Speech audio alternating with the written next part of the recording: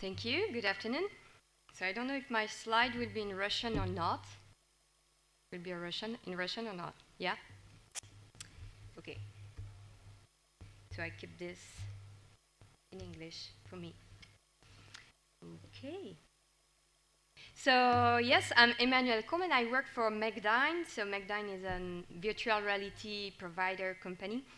So today I'm going to talk with you about virtual reality, and I will present you what is a cave system, and I will detail a bit what is the software caveman, which is a software dedicated for anatomical study. So it's not in Russian. Okay, perfect. So at the beginning, I will present very, very quickly Megdyne, but maybe in just few words. Then I would like to explain a bit what is virtual reality. I mean, just because I'm not sure everybody is really aware of this. And then talk about the cave. So Megdyne, I will probably skip some of the slides, but anyway, it's an American company from Iowa, and for maybe now more than 20 years, Megdyne sells virtual reality systems, so mainly caves at the origin. So now we sell also, various kind of 3D system, but also advanced audiovisual system. So we propose full service from consulting to support. So we like to follow our system. We have a worldwide presence, so mainly in the US, of course, because the headquarters is there. So we have Iowa, Houston, because there is also a lot of oil and gas company there. So we are also, we have some office in Virginia, where is the software department. We have some office in Canada, in France, in UK, Middle East, and also some people in Asia. The Megdyne's first. So Megdyne was the first company to install and sell a cave system, so which is a specially immersive visualization solution, but we'll see that in detail later. So we installed also the two highest resolution immersive visualization system, which are the C6 in Iowa State University, and also the Cornea at Coast University. So Coast is stands for King Abdullah University of Science and Technology. We installed at John Deere, a long-time partner for us, the first Flex. So it's a reconfigurable visualization system. It means you can move the sides to create the shape you want. And the last one I will talk about is the first real projected curved screen solution. So curved screens are particularly difficult because of the software behind. There is a lot of correction distortion to compute before using a curved screen. But anyway. So this is a software Megdyne proposed, but I'm going to skip this slide. And this is a service, and yes, I'm going to skip that one too. Oh. So some of our customers, so we have, as I told you, some people in oil and gas, you have some university, museum, automotive company, consumer good company. So this is, very various. A lot of people needs virtual reality because many times it helps them to save money for prototyping, for example, but also for training, which will be probably for you really the main application. So what is virtual reality? So virtual reality consists in creating from a computer, so creating a computer simulation in real time, and that's very important, of a three-dimensional environment which represents a physical reality or not, depending on what you want to test or what you want to do with that. So what defines a 3D environment will be that it's an environment where you can be immersed in, and also an environment where you can interact in. So what I'm going to detail a bit now is the two important factors for virtual reality, at least in my opinion, which are immersion and interaction. So what is immersion? So to be immersed is to have your sense or your sensory stimuli completely provided by the computer-based simulations. It means that your vision is fully immersed in the virtual environment, for example, but also you have the full audio, sound, And sometimes, and for surgery particularly, it will be very important, you have some haptic feedbacks, which means that you have also all the tactile feedback compute from the virtual reality system. And we could also imagine to have olfactory stimulation if necessary, but maybe in the medical area, probably not. So to sum up, mainly in a virtual reality system, when you are immersed, it means that all your perception is surrounded by stimuli created by the simulation, so by the virtual environment itself.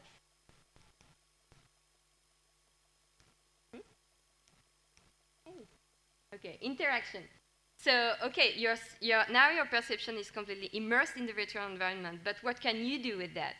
So you can interact. It means that you can move in this environment, and you can also interact with virtual objects. So moving, you can walk, for example, or use whatever kind of movement you need for your simulation, but also you can move your head. So you can't hear me.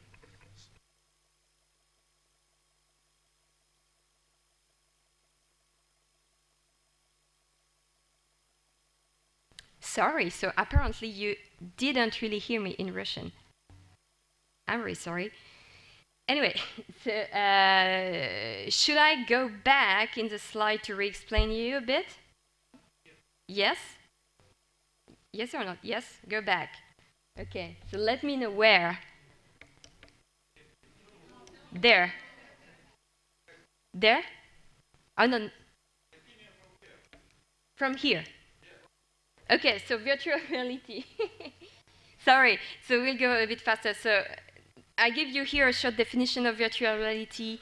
So I define this as a computer simulation in real time of a three-dimensional environment which represent the physical reality or not. So it could be some different kind of environment if needed, for example, for research in perception or cognitive science. That's very useful. So two important factors in a virtual reality system will be, in my opinion too, once again, immersion and interaction.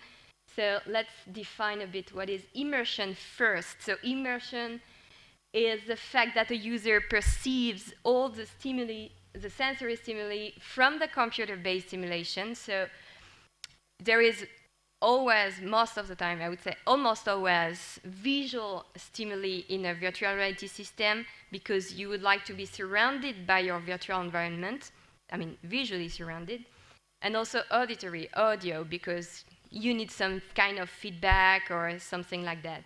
But for surgery, for example, surgery simulation, what would be very important is the haptic one, haptic feedback, because you need to touch some object and to understand how the subject reacts when you touch it. You could also add sometimes olfactory stimuli if necessary. So now, when you are immersed in a virtual reality system, it means that all your perception is surrounded by stimuli which are created by the computer simulation, so by the computer. So what can you do in a virtual environment? You can interact, so you can move, you can walk, you can move your head, and in real time you will have an update of the change on this environment. So it means that if you move your head, you will have in real time the movement of the environment, so you would feel that you are simply inside this environment. So the second interaction, which is very important, is the interaction with objects. So you can move objects for closer observation, for example, or I think, for example, for medical application, you could need to manipulate one organ or one virtual patient or things like that. So you can move virtual objects. So interaction is absolutely fundamental. And the very important factor is to have this interaction in real time. So it means that there is no latency between the movement you are doing physically and the reaction of the virtual world. So there is various degrees of immersion and interaction. So these degrees have to be defined when you sync to the virtual reality system you need. So it completely depends on your application. So there is no standard in virtual reality. Each time we create a virtual reality system, we create it completely custom, depending on the needs. So basically, the virtual reality system you need is almost 100% sure different from those we already did, but that's what we like in virtual reality, is that each time it's a different design and different complexity, different needs. So in terms of interaction, you could choose to use a very simple interaction device as a mouse, the same as your desk, but it's not very ergonomic, let's say. And this continuum of kind of interaction device goes until the very advanced one. Here I just put a picture. Do I have this? A picture of an haptic device. So this is a virtual 6D made by Aption. So this kind of device allows you to feel haptically the object in the virtual environment. But usually, what we use to interact in virtual environment are this kind of equipment, which are actually based on infrared. So you have here some patterns of reflective targets, which are followed by infrared camera. And so this allows the computer to know where is your head, in that case, to update your point of view, or where are your hand, or your full body, if you choose to track the full body. So this is a motion tracking system. Most of the virtual reality systems have this kind of interaction device, which can be coupled with this kind of interaction device if haptic is needed.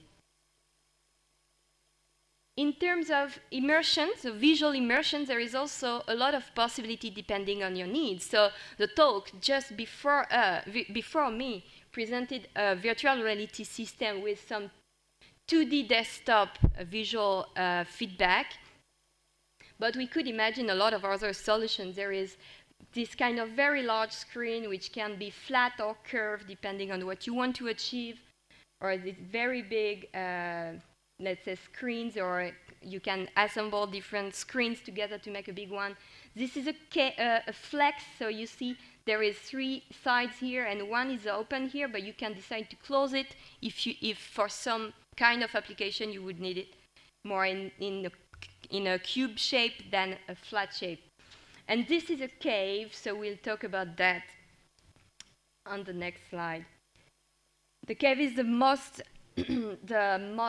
immersive virtual reality equipment, because, let's talk about cave right now. So what is a cave? Cave stands for Cave Automatic Virtual Environment, and has been created by the Electronic Visualization Laboratory of the University of Illinois, Chicago, more than 20 years ago. And so this university is a partner of McDyne, and that's why McDyne has been the first company to install and trademark cave system in the world.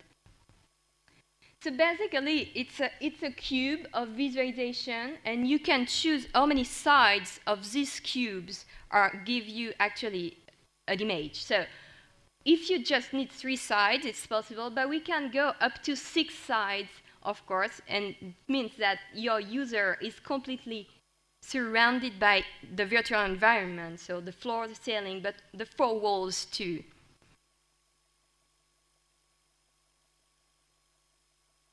So with this kind of 6-sided cave system, as I told you, we can reach the full visual immersion. You have images all around you, and honestly, you can kind of get lost in this kind of system, because you don't remember exactly where you enter in this cube, and that's kind of weird, but sometimes very useful.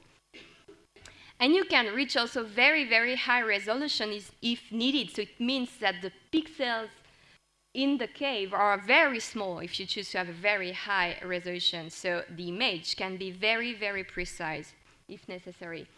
So now, if the video works, I would like to show you a video of the C6, which is a 6-sided cave with a very high resolution. which has been installed in the Iowa State University. Do you have the possibility to click at the technique there? Supposedly there is a play button on the left. Do you have this?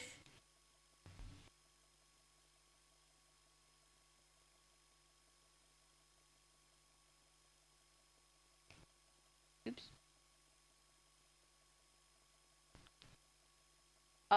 Oops. There is no play button around here if you pass the mouse on? Okay, that's really too bad. So do you want to plug my laptop there?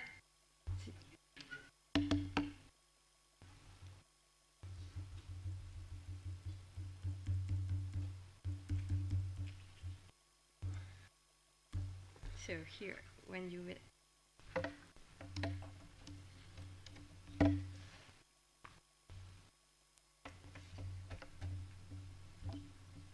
So now this is, yeah, I need to.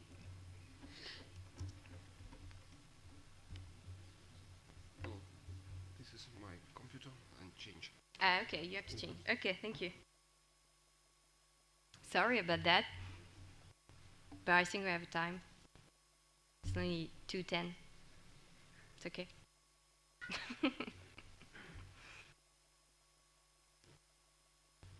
Aha. So this is my laptop. Okay. But so I don't know if you will have sound. Sorry.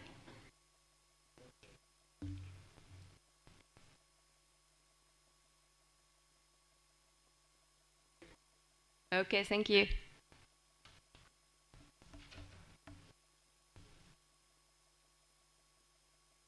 Sorry.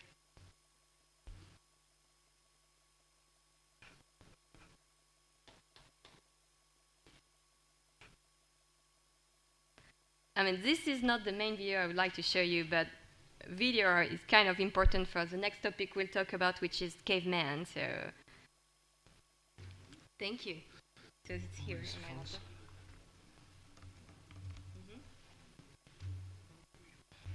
Yep. Okay, let's try. Should be okay? No? Okay.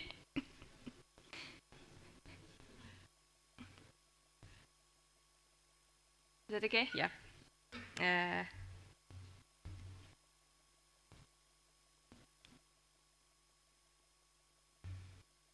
Oh. So, does it mean that all of this for nothing? Can't believe it. Oops. Let me check.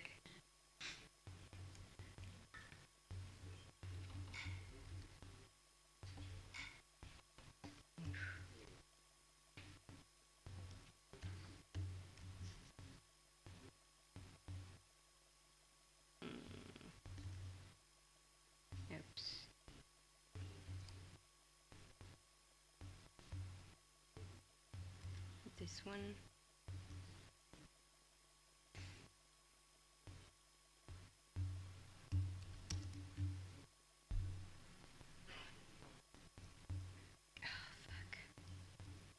We've had here at the Iowa State campus.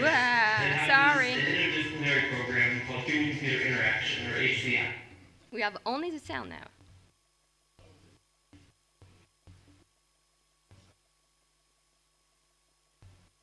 Haha, now it's my laptop, right? Okay. So this is a C6. The Virtual Reality Application Center, or VRAC, is a research facility we have here at the Iowa State campus that houses an interdisciplinary program called Human-Computer Interaction, or HCI. We have a number of undergraduate and graduate researchers working at VRAC, using a number of different tools, new advanced tools such as virtual reality, multi-touch display systems, and haptic devices. One of the coolest things we have at VRAC is the C6. It's a six-sided virtual reality facility housed in the middle of Howe Hall. Well, as soon as you walk into Howe Hall, you'll see the C6. It's this large, kind of strange-looking structure that's out in the middle of this big open space. The C6 is one of the world's most advanced it's a 6-wall display system with images being projected from behind all 6 walls. So there's images projected on the front wall, 2 side walls, the ceiling, the floor, and the back wall that closes in behind you. Behind each of those walls is 4 Sony 4K digital cinema projectors. These are some of the most advanced projectors in the world. Combined, the whole system, you have over 100 million pixels of images being generated and projected on the C6 display surfaces. One of my favorite things that I've done more in my free time, also partially as a class project, is I worked with a friend of mine to create an application that we call the virtual universe. This is an application that allows you to fly through space and explore different star systems, planets, asteroids, nebulas, galaxies, and just kind of experience all the capabilities that we have here in the C6. It's really just an amazing facility. The C6 has a lot of capabilities even beyond the display systems and the projectors. We have a very powerful computing cluster that drives everything for C6.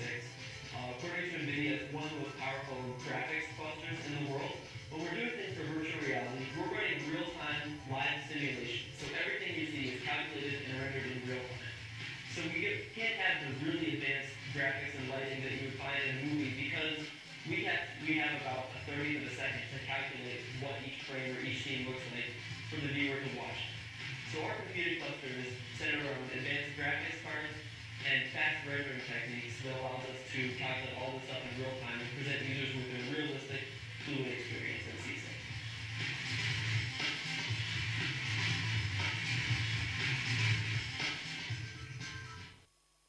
So,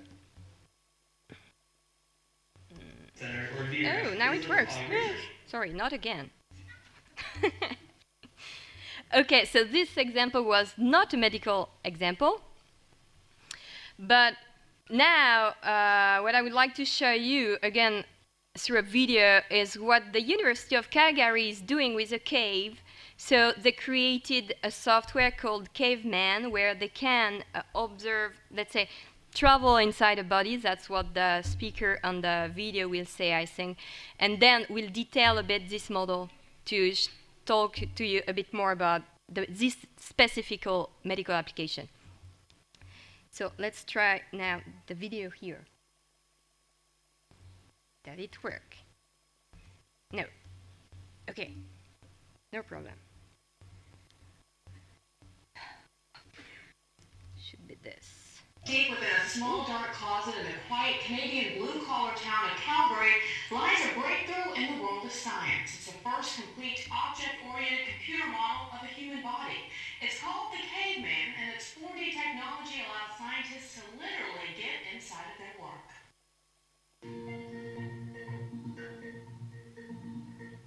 These larger-than-life images are created by a high-tech computer program called Caveman, the most detailed model of the human body ever created. Stand by for injection. Like the 1966 flick Fantastic Voyage, That's the site of the injury. Caveman at the University of Calgary, Canada transports you inside a body. Seen through 3D glasses in a booth, images seem to have height, weight, and depth as they float right in front of your eyes. We've got the patient prone here on the table, and we've got his MRI of his neck, just as he would be when he got it done. The applications for the technology are endless. Someday doctors may be able to remove a vertebrae of your spine virtually, looking for flaws that can be fixed in surgery. Where I would take a vertebrae and move it for closer inspection. Like in a video game, the controller can move the body around and zoom in on different areas. The computer where you are in the room. We were looking at soft tissue damage. We would load up the muscles that are in the neck area, or we would even do things on the internal organs if that's where the problem was. This image behind me represents just a quarter of what the Caveman technology allows the viewer to see. That is 10 times more than any technology allows today. In fact, Caveman can call up and focus on over 3,000 different body parts: skin, bones, muscles, and organs. Best of all, you can actually enter the image as you move toward it. This is inside the head. The little yellow area that you see here is brain matter. And then you have more in black shades, these sinuses, and places that are less dense. So if you were looking at a tumor or brain damage or anything, it would be right there for you to see. You would see things lighting up. Most importantly, Caveman will soon be used to explore your own body. if you can actually show a 3D moving structure to a patient, they really get a much better understanding of it than simply showing them a static picture. It's cutting-edge technology at its finest. Okay, so in this video, as I told you, we can see that cavemen allow the users to be immersed and to interact with the virtual body. So you saw the guy manipulating some vertebra and things like that. So let's talk a bit about caveman. So caveman is an object-oriented atlas of the male adult human anatomy. It has been created, as the video told you, in the University of Calgary, the Department of Biochemistry and Molecular Biology, so which is headed by Dr. Sensen, which we heard him in the video. So caveman and the cave, so the hardware part behind caveman, has been installed in 2002 and updated in 2004. So a quick overview of the hardware, because I would like you to understand that caveman is really a software, so an application, but they have a hardware part behind to visualize caveman. So this hardware part has been done by Megdyne and Sun Microsystem. So Megdyne at that time was called FlexSpace.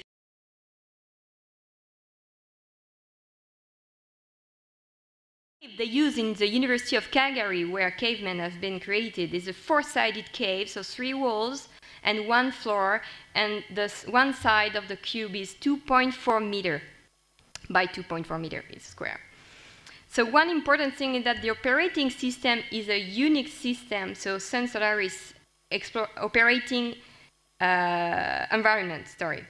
So this is very important because caveman is coded in Java 3D, so it has to run on this type of computer. So caveman is also allow active stereoscopy vision, so that's why you have to wear glasses to see in 3D, so to see the object, you know, in the middle of the volume of the cave. And you have also motion tracking system, so the user whose head is tracked has a perfect point of view on the body he is observing. No, it's on my laptop now. Yeah. So caveman is a human body model. It includes bones, muscles, organs, and skin, and all the ontology of the program derived from the Terminologia Anatomica. And so all the body elements are actually in Java 3D format, so they are 3D object organized as the Terminologia Anatomica is organized, so it follows the same hierarchical structure.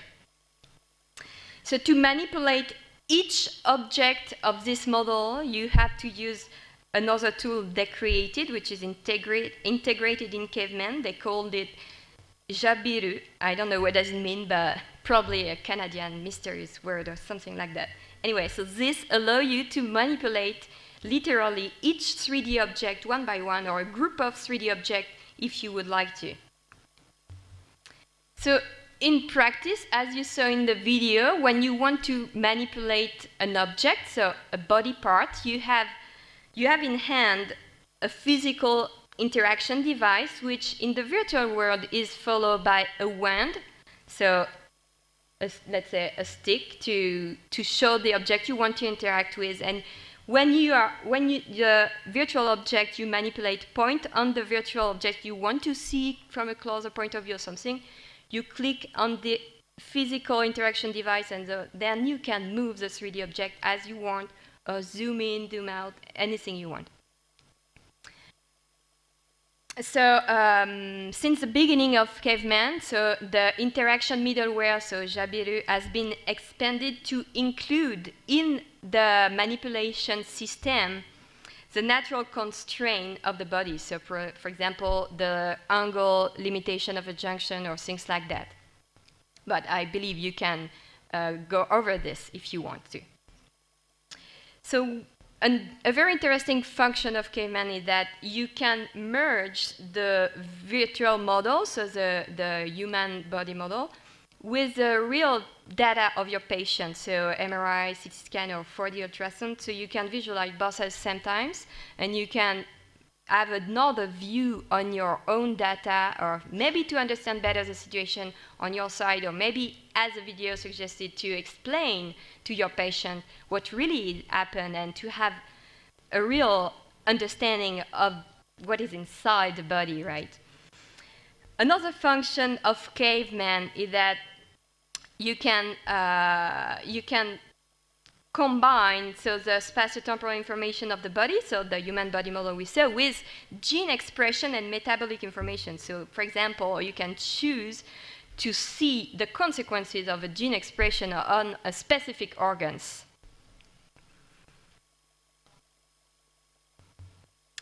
So today, caveman is used in the University of Calgary